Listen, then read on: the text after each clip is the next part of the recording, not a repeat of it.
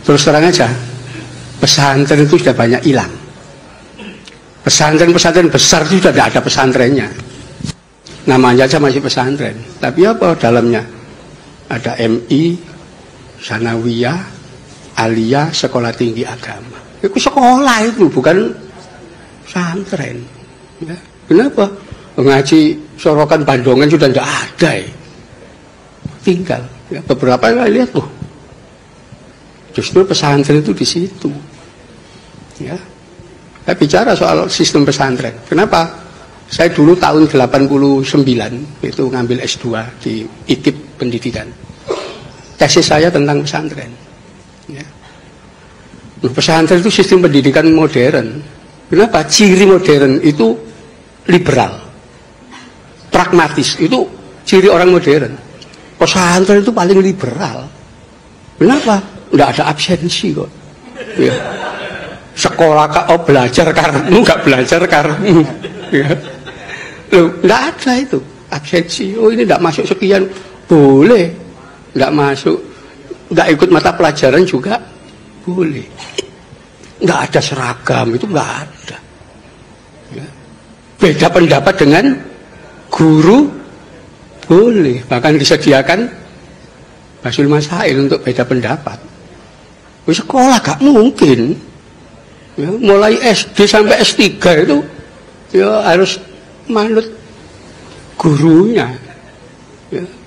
Begitu mahasiswa gak manut dengan dosennya, gak lulus. Di pesantren boleh. Ya. Dari di situ liberal sebetulnya dan cara berpikirnya pragmatis. Ya. Itu. Jadi kalau kita lihat usul fikih itu kan pragmatis sekali itu. Ya. Penetapan hukum-hukum itu pragmatis. Gitu. Jadi ini orang yang tidak dipahami itu karena tidak paham sistem pendidikan. Kalau paham sistem pendidikan, orang akan mengetahui bahwa pesantren itu jauh lebih baik dibanding schooling system. Itu nanti kita bisa baca polemik kebudayaan. Ya. Di mana tahun 1936 Ki Hajar Dewantoro dan Dr. Sutomo sudah menyatakan sistem pendidikan nasional yang cocok untuk bangsa Indonesia pesantren. Ya. Ternyata saat itu Belanda ketakutan. Loh, pesantren itu selalu berontak ya. Ya. Ini luar biasa ini kalau sampai jadi pendidikan nasional, nggak lama terusir. Ya. Disitulah oleh Belanda dimunculkan pegawainya dia yang dipercaya. Namanya Sultan Takdir Ali Sabana. Ya, dia diangkat menjadi direktur Balai Pustaka, penerbitan percetakan terbesar milik pemerintah Belanda. Disitulah Sultan Takdir menulis tulisan-tulisan bahwa pesantren itu sekolah primitif, ya, yang menolak modernisme dan seterusnya.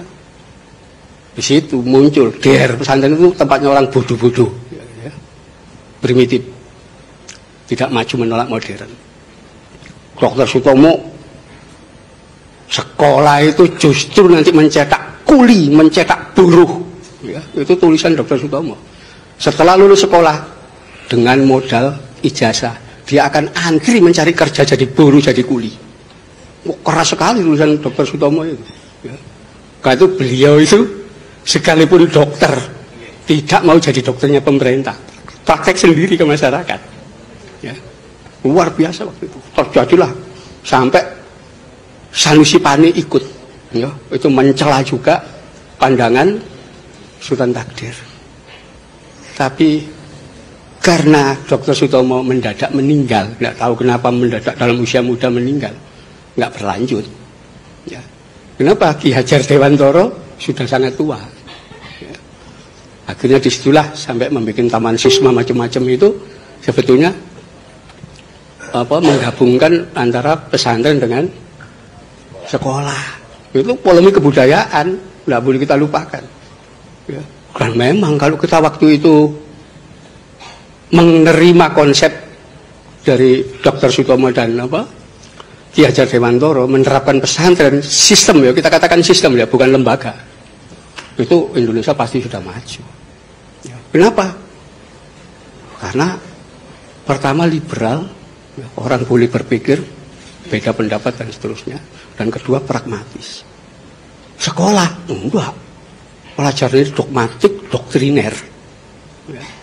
Itu makin lama orang sekolah di ya, lembaga namanya sekolah ini, dia makin menjadi the classman, manusia kelas. Kenapa? Loh, mulai taman kanak-kanak, SD, SMP, SMA, S1, S2, S3, belajarnya di dalam kelas. Dia tidak tahu dunia luar. Ya, karena itu didoktrin ya, pengetahuannya sempit di dalam kelas itu. Ya. Karena itu kalau kita lihat lulusan-lulusan paling tinggi di sekolah itu akan kelihatan. Oh, ini doktor ekonomi. Ya. Itu belajar ekonomi itu sampai berapa tahun? Mulai TK sampai S3 itu 27 tahun itu di dalam kelas. Karena itu ketika mereka diminta, Bapak dokter yang pakar ekonomi, bisa tidak menerapkan, mengaplikasikan pengetahuan ekonominya dalam dunia real? Nggak bisa. Teori pintar. Ya. Kenapa? Fakta sejarah menunjukkan konglomerat sak dunia itu tidak ada yang dokter ekonomi. Oh iya, SD gak lulus, SD, ya, SMP, orang-orang itu, ya, sampai kemarin itu istrinya Bill Gates itu drop out, ya. Belum pernah. Nanti silakan dibuka aja. Ada nggak dokter ekonomi yang jadi konglomerat? Nggak ada. Begitu juga pakar ilmu politik. Ya. Belum ada dokter ilmu politik jadi presiden di satu negara. Ya. Loh, faktanya begitu. Amerika itu negara gede, kurangnya apa? Mana pernah dipimpin dokter ilmu politik? Nggak ada. Di Rusia, Jerman, Perancis, semua orang pendidikan rendah-rendah semua. Kenapa? Orang yang tahu dunia real, bukan di dalam kelas. Ya, nanti di dalam semuanya akan kelihatan itu. Ya, jadi kalau pesantren kan enggak, ya realitas masyarakat. Kenapa? Enggak menggantungkan diri pada ijazah. Wong ijazah sekolah enggak laku. Ya. Untuk daftar tentara juga enggak boleh. Daftar polisi juga, apa ini pesantren? Enggak dianggap. Ya, tapi itu fakta.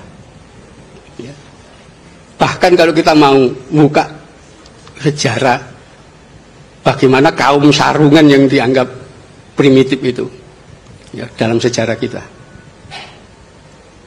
yang melahirkan TNI itu orang-orang dari pesantren mayoritas, ya.